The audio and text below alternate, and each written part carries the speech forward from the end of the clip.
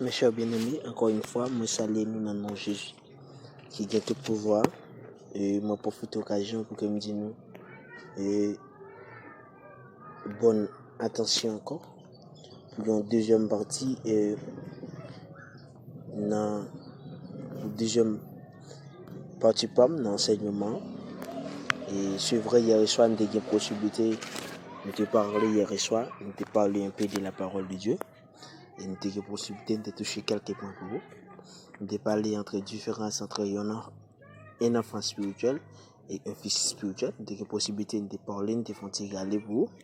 Mais je dis encore ce dernier jour pour qu'il clôture avec une série d'enseignements sur la différence entre un enfant spirituel et un fils spirituel.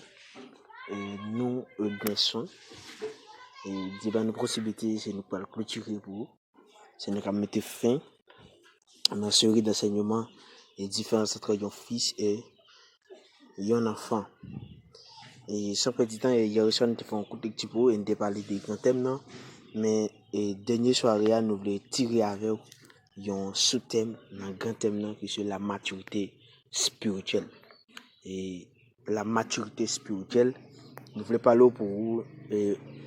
Dans le mot maturité, nous voyons un mot qui veut dire mature, ça veut dire mûr. Et la nature mature, ça veut dire mûr, ça veut dire c'est un monde qui commence mûr. Si nous prenons par exemple, il y a un pied bras, il y a un pied fruit, lorsque donné, pour que vous connaissez, donne ça bon, faut que le mûr. Et ça là, nous dit la maturité, et nous jouons le mot là-dedans qui se mûr. Ça veut dire, il y a un monde qui sortit de un enfant pour lui arriver un fils. Ça veut dire, c'est un monde qui commence par mûr. Ça veut dire, un monde qui commence par comprendre la parole de Dieu, qui commence par grandir spirituellement. Ça veut dire, ça veut dire, un fils de Dieu. C'est un monde qui est être mature, un monde qui a la maturité spirituelle, la maturité de parler, la maturité de réfléchir, la maturité, de penser, la maturité de prière, la maturité de réflexion de la parole de Dieu. Ça veut dire c'est un homme spirituel. Et la maturité, c'est un état de ce qui est en nous.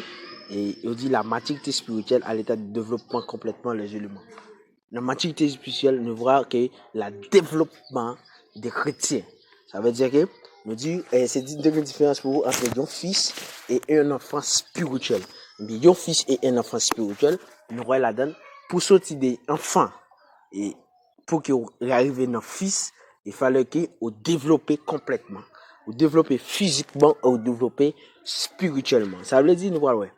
Un enfant physique, lorsqu'il devient fils, il développe physiquement. Et lorsqu'il développe physiquement, nous, ça veut dire qu'il sortit des enfants et pour qu'il devienne un fils. De même que lorsqu'un enfant spirituel peut transformer en fils, il développe complètement spirituellement. Est-ce que ça va?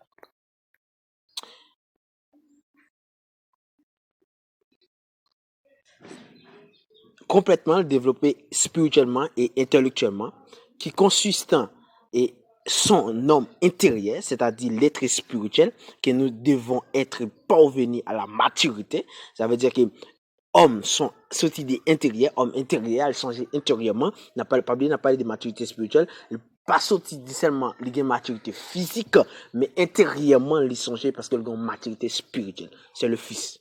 Le fils a une maturité spirituelle. Mais l'enfant